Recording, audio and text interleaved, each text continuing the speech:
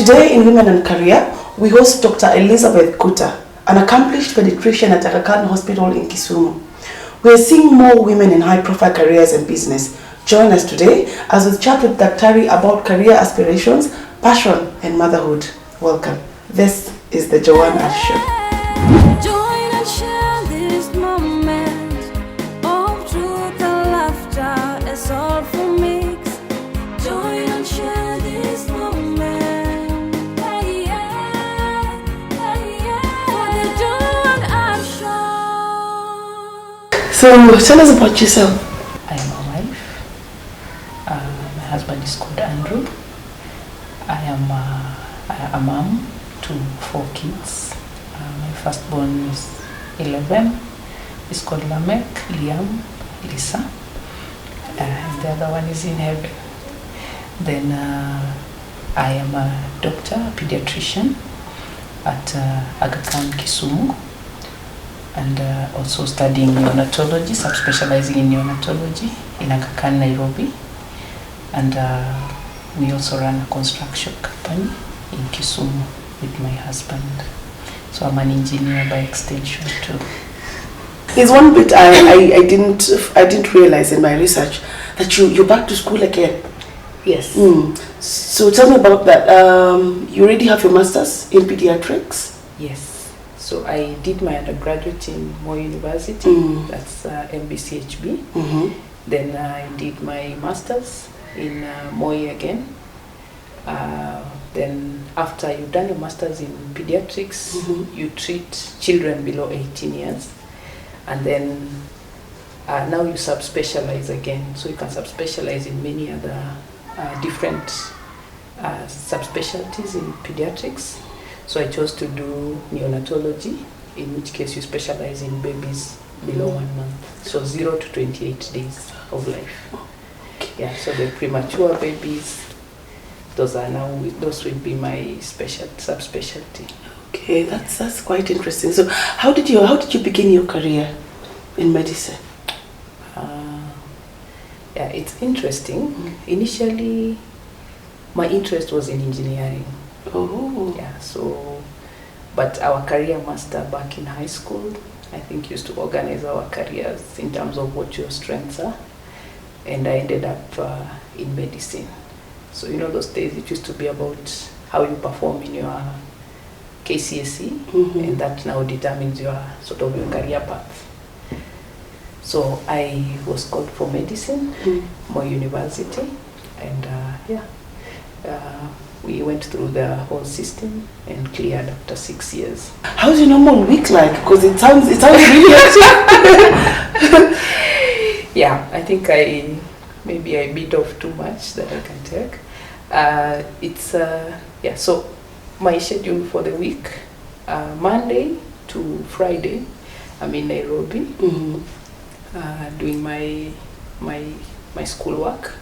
So medicine is, you learn by entrepreneurship, or rather it's opportunistic learning. So you have to be in the wards, you have to do the rounds, and be there during the learning sessions.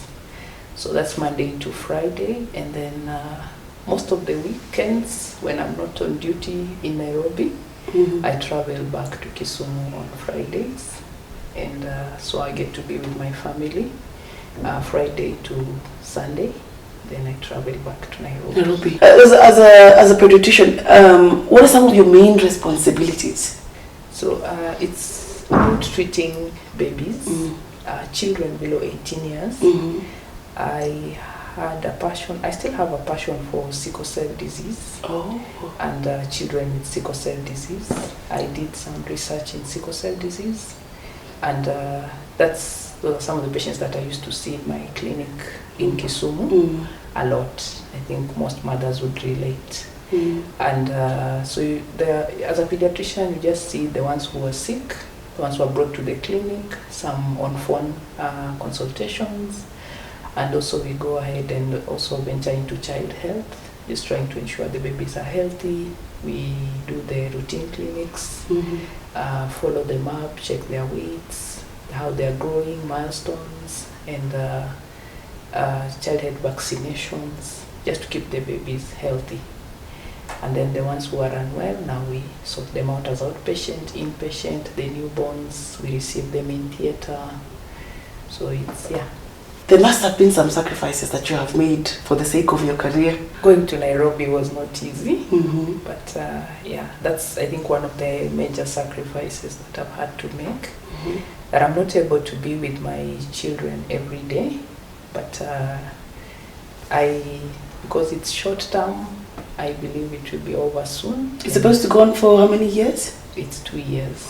But then the reason why I'm asking that question in regards to yourself as a woman is because that bit too exists. Yeah, there are those personal sacrifices that have got nothing to do with your children.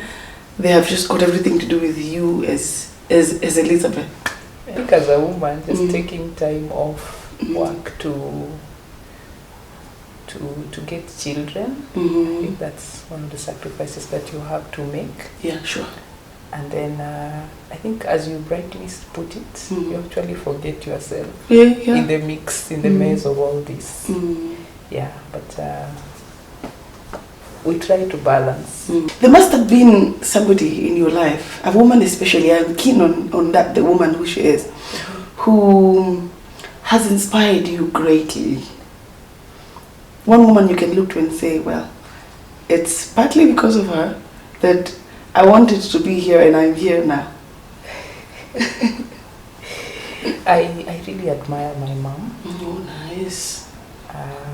My mom, she was a primary school teacher, nursery school teacher. And the way she raised us, and she's sacrificed a lot to get us to where we are. And I really appreciate her and admire what she has done. Yeah, sometimes we tend to forget the sacrifices of our very own moms. Yes. So I really, when you say that, you're saying it with a smile, and I really understand you. I think one of the role models that I do look up to is one of my teachers. She's called Dr. Julia Songbok. She was one of our teachers back in school. At Moi? Paediatrician, yeah, back in Moi. And I really like what she does and how she takes care of children, how she advocates for children. And yeah, I think she played a big role in my career. But I know you've had experiences with that. An experience that you feel is just unique to women in leadership positions. Still, as a woman, I think because of taking care of the children, and if you have children at home, once they are unwell, then you have to take time off to go and sort them out.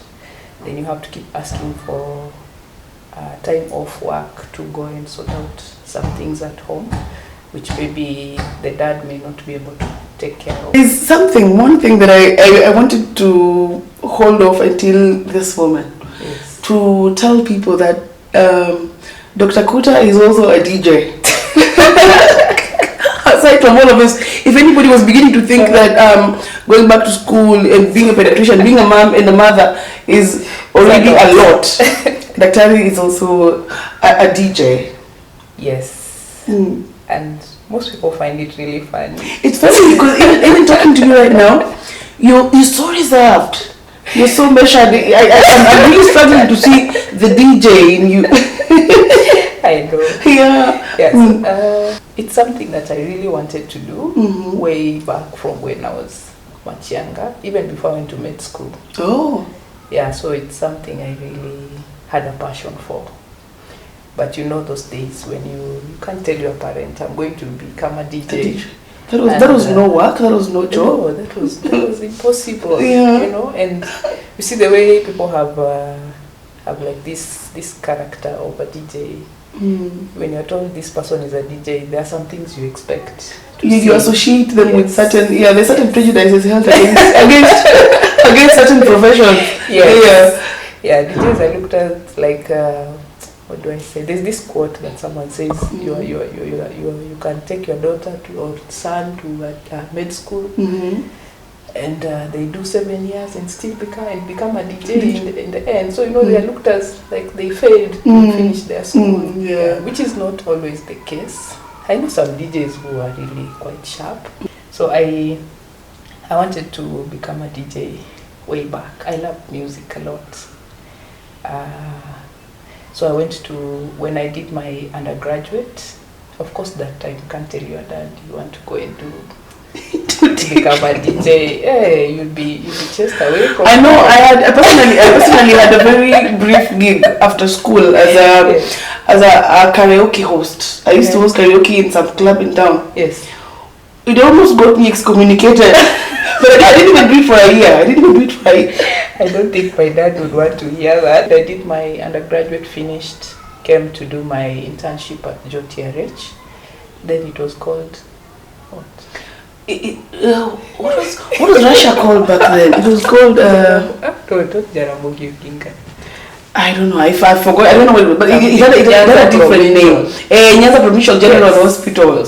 Yeah. So I did my internship. I finished. Then I moved to Aga Khan. So when I went back for my masters, I'd been looking for a school just after my undergraduate, but I couldn't get a school in Kisumu. So when I went back to do my masters in Eldoret, I looked for a school. And I found a DJing school. Ooh. So I was really excited about it. So then I also checked in Nairobi, but since I was in Eldoret and I found this one, I was like, let me try. So you actually enrolled in DJ school? Yes. And then they told you to call yourself DJ Branula. Did you decide on it by yourself or your friends? Your friends helped you?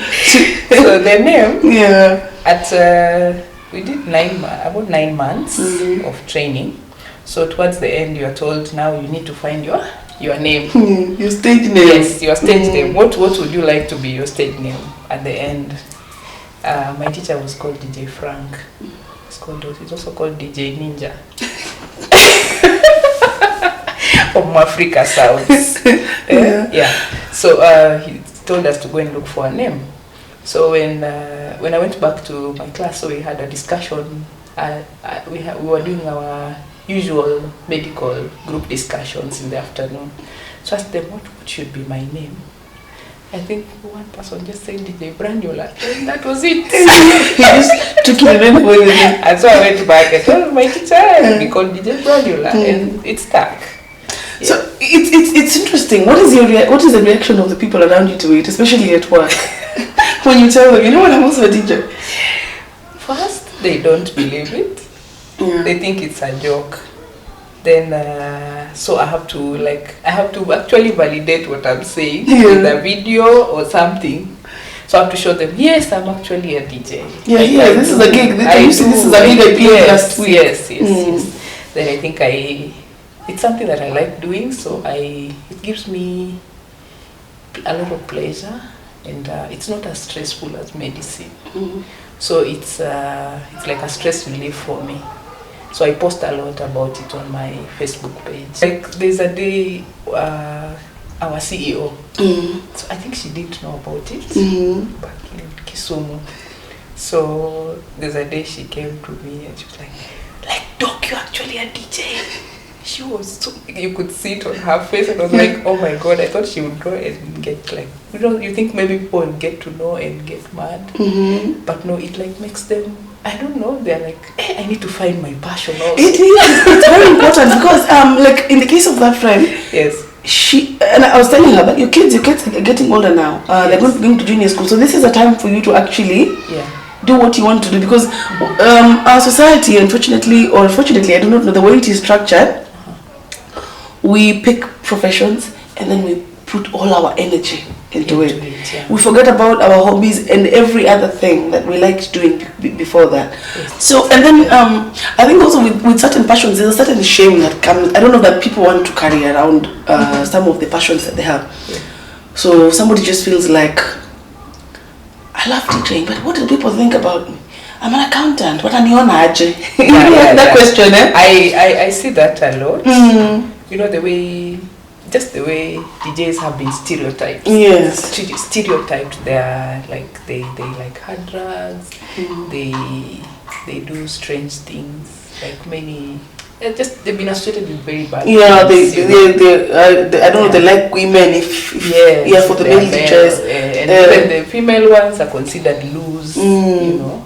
Are you making money out of DJing? Yes, I do. Though it's not taken off yet so well. I think because of work there. I mean, my other career, balancing the two. Have any of your patients recognized you as a DJ who played in one of the gigs that Has it ever happened to you? Yes, it has happened because one, I have done some for the hospital. Yeah, just one was just giving back because it was a celebration for premature babies.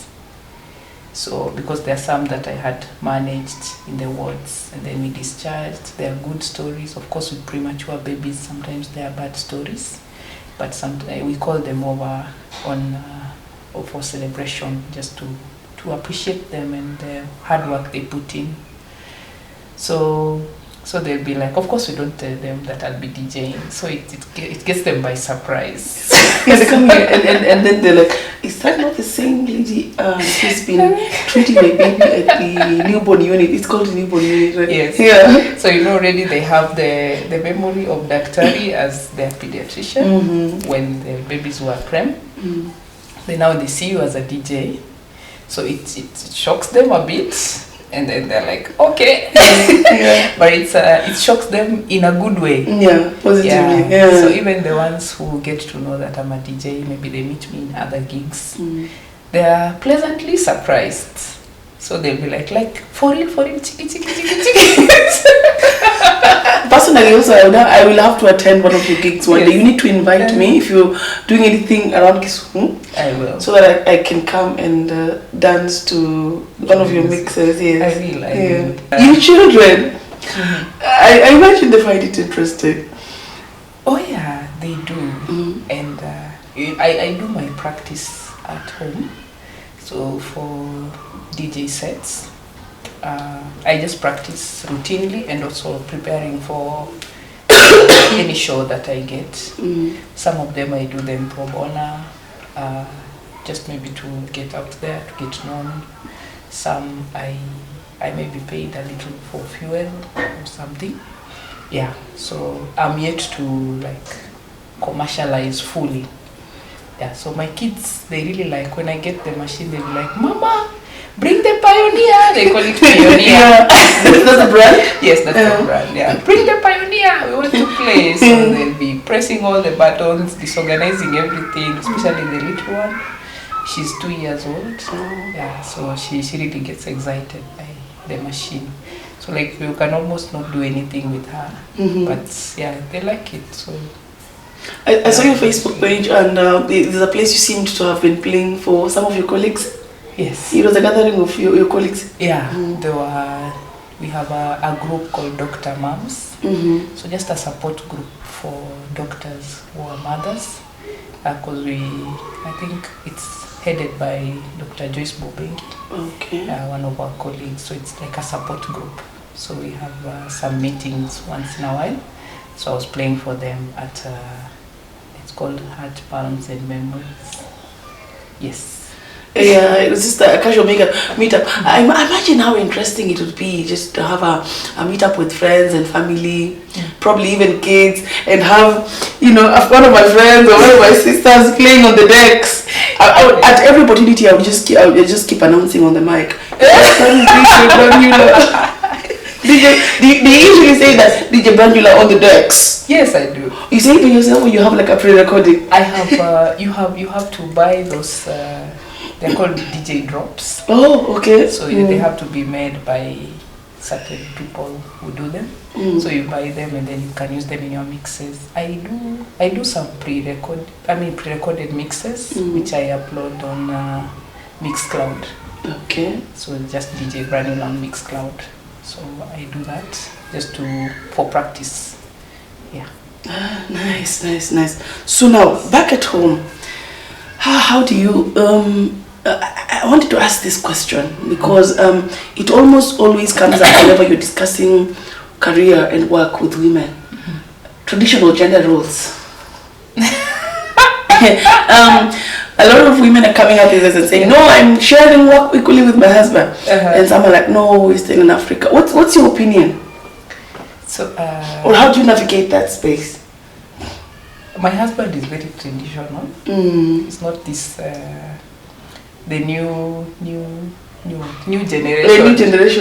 Husbands. So he doesn't do much in the kitchen, but he can once in a while when once in a blue moon. But it's not something. It's not his joy. Yeah.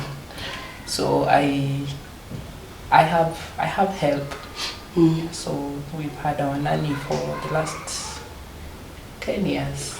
Oh. Yes. So all of your kids, you've had all of your kids with the same nanny?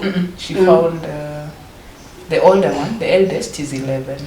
Also just after she was born? So he's turning 11, oh. yeah. So the older one is born. Yeah. So the others have come in when she's there. Yeah, I mean, don't people prefer the traditional? They tend to be more grounded and consistent in their ways. Yes. And yeah, I think for the African situation, we are straddling both worlds. Yes. Where we so badly want to move into the Western ways of doing things, but we still find ourselves residing mostly in our traditional ways of doing things. I think that balance is very important, and one of the best ways of striking that balance is by finding help. Yeah. So help, at least she sorts out most of the cleaning of the house, most of the cooking, especially when I'm not around. But I still get into the kitchen because cooking is my passion. If you checked my page, you see I do a lot of baking. Yes, I noticed you baked a lot of cakes for your husband's birthday. Yeah. Oh, yeah, I do a lot of cakes. At least I do a cake for them on weekends when I'm around, so that I leave them with something to remember mommy for the rest of the week. For the rest of the week. Yeah. So then, then I do a few things when I'm around. I do a lot of laundry. Cleaning up. Yeah. There's only one thing I'm curious about, other than DJing and of course spending time with your parents. How do you unwind? How do you create that boundary between work and home? So now, how do you unwind from all you have to do other than, of course, DJing? So I like music. So when I'm not practicing, I just put loud music. And that's what I do. And I also love listening to radio. So I do like the very, very local stations. The very, very, say... Mulembe music? Not really Mulembe, but I listen to Akina Milele and such things. Oh, yeah. And the funny stories from the villages. They really make me happy. I understand. Then I do a lot of baking, so that also just to... I bake too a lot. I need to ask you for some tips as we here. I'm actually a baker, quite a baker myself. Yes. Okay. I enjoyed baking back in high school when I was doing home science. So I think it's something I've just carried it stuck with you over the years. Yeah. Okay. So now in your 30s, I assume, what advice would you give to your younger self? I think I would just have told myself to follow my passion. I think sometimes I'm very indecisive. So I think maybe that made me take a long time to go back to school and do my master's. I would have done my master's a little earlier. And I would have told myself not to be afraid. I think for so long, I have always been this person who holds back so much until, but I think maybe I've decided to just call out. like let yourself be like There's a lot of fear in our 20s. I don't know where it comes from, but there's a lot of hesitation. Yes, a lot of fear. hesitation, exactly. So like maybe like you don't explore your full potential because you are always afraid, like what will people say, what kind of picture you paint. And the way society carries that, you know, it's like the society just, what's the right word? They use 30 to instill fear in you. Yes. And make you feel as a woman that after 30 there's nothing. So you're working you feel like you're working with limited time. Yes. You only, I'm 25 now, I'm just graduating, I only have 5 years to make it. No. Yes. At 30 is when it's all beginning to come together and make a lot more sense. Yes. Yeah. So I think I would have told myself not to be fearful. I think there's so many things I would have done in my career because of being afraid and maybe just worry. Like I was always that person who sits at the corner and waits for people to do everything. If there's someone else who can do the same thing, I let them go ahead with it. So I think it's something that you learn maybe in your later years, that what you can do, just do it. Like no one really, sometimes the perspective that, the perception that you have of other people, it's not even true. You know, you think they will judge you, they will think you like this or this, which is not. And also real. The perception that people have of you from your perspective is always quite false, quite misleading. Yes. So I find it more important to focus more on how you see yourself, how you feel about yourself, more than what. Because people are always going to have ideas and concepts about you, founded and unfounded. Yes. So you have to learn to like just ignore some of those, and that in that way you overcome your fears. That wraps it up, Doc. Yes. Thank you very, very, very much for gracing our couch today. Yes. A lot of women, younger ones especially, have a lot of questions regarding career, certain balances within career, and I think this sit down is going to act as that informant that they need. Okay. Yeah, I hope that they see you as a mentor. I hope they learn something. Yes, and learn something from your experience. I know they will. Yeah. Yes. Okay. So thank you very, very much for coming. Thank you very much for having me. Okay. I